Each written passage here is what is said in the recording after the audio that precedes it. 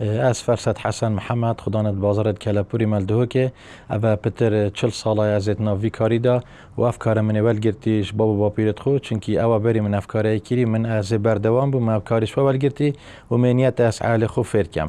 چونکی مگلک جا گوتی هر ملت که هر باجرک فولکلور خود دنیاسین اوه تین بینن وگاف کت پیشنگامه و همی اوه اوه دست دیکو بابد ماتی نچکرن از دیار کم بو نویت و عاله و چونکی وکی مگوتی اوه میجو حضارتا یا ملت معنی و من سه چهار رنگه که تاین از وقت شب دست خوبت تینم یا اکی اوه بتر 40 ساله وکی مگوتی از ناوی کاری دا خلک بو متین تبره و من دا که تاین جی بو ملت گرن الگندا تکرن تین نویره اجید کرم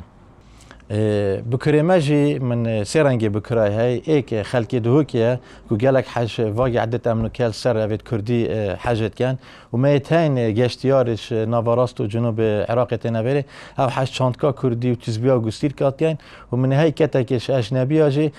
جي قالك حاج باركا كرديت كات تشتما افيد فيري و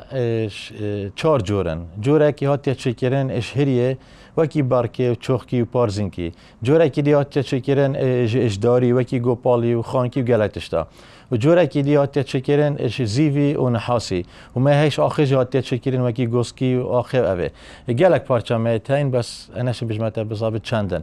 و هیویامش گنجی معویه که پتر اهتمامی بدنا فولکلور خو پتر حجب کن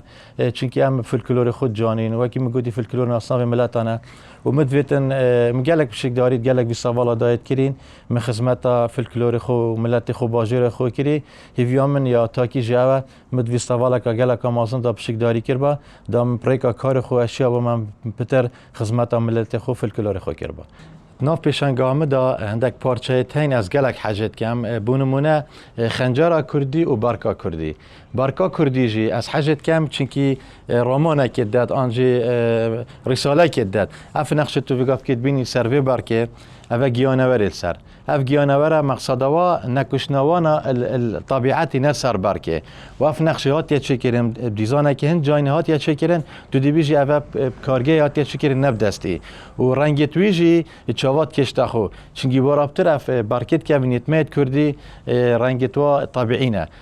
کس بلگه داره قهوه راه داره و جهندیب مینت جانی وابتر لیتت و جانتر لیتت دماغيك آخفتن يا فاريا